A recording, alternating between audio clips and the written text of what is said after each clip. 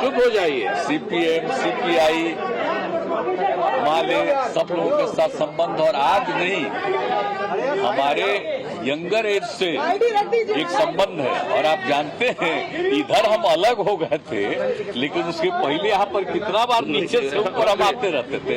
आप लोग नहीं देखे हैं कभी।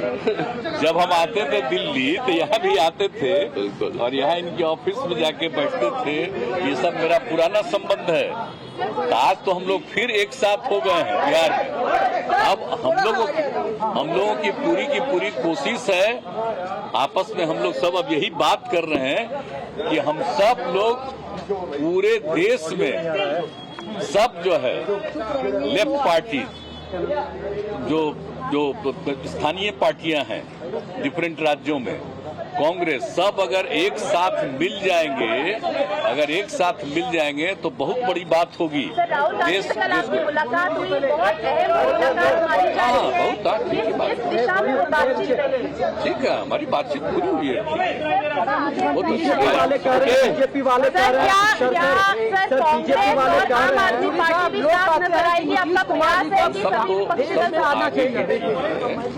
यार जरा सुना ही नहीं जानते हैं कि बिहार में जो 7 पार्टियां एक साथ हैं तो उनका तो अपना है ही वहाँ संबंध, लेकिन बाकी अन्य जगहों पर भी और पूरे देश में सब एकजुट हो जाएं, तो इसी के लिए आजकल बातचीत होती है जो हम लोगों का सुझाव कहते हैं।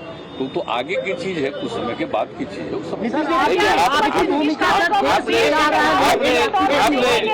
आपने नीतीश जी को सुना, हमारा हार्दिक स्वागत है कि वो अब वापस फिर इस ऑफिस में आए, और हम समझते हैं कि ये देश की राजनीति के लिए एक बहुत ही बेहतर संकेत जो है वो दिया गया।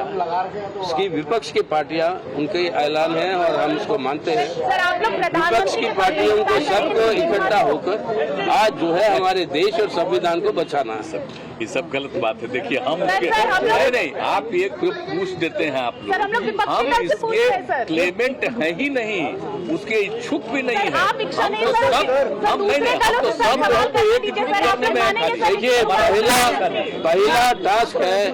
पहला टास्क है, जैसे इन्होंने कहा कि सबको एकजुट करें, जो भारत के संविधान को और इसकी चरित्र, एक धर्मनिरपेक्ष जनतंत्र का गणराज्य, उसको जो बचाएंगे, उसके आधार पर हम जो है आगे की बात सोचेंगे। पहले सबको भारत जोड़ो के यात्रा के लिए आप लोग इनवाइट किया गया, उसकी बात नहीं, हम लोग बात कर रहे हैं पूरे अपने अपने पार्टियां अपने काम भी करेंगे और इकट्ठा भी करेंगे।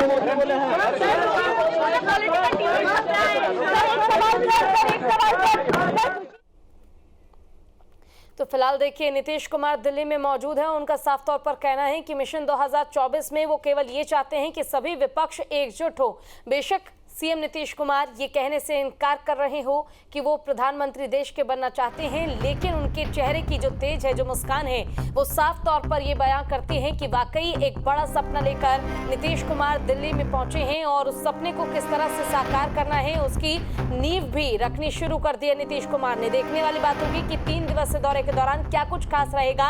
हालांकि देखिए आज दूसरा दिन है नीतीश कुमार का दिल्ली में। इससे पहले उन्होंने राहुल गांधी से मुलाकात कर ली है। अब तमाम मुख्य विपक्षी दल जो है उनसे भी मुलाकात करेंगे। खुद नीतीश कुमार ने अभी भी ये कहा कि प्रधानमंत्री बनने की इच्छा नहीं है, लेकिन वो चाहते हैं कि आने वाले चुनाव में, यानी कि 2024 में जो आम चुनाव होने हैं, लोकसभा के चुनाव होने हैं, उस चुनाव में भारतीय जनता पार्टी के सामने एक ऐसा विकल्प हो, एक ऐसा कॉम्पिटिटर हो जिसे मात दे पाना बहुत मुश्किल हो। और विपक्ष की रणनीति यही है कि बीजेपी को नुकसान पहुंचाया जाए आने वाले चुनाव में।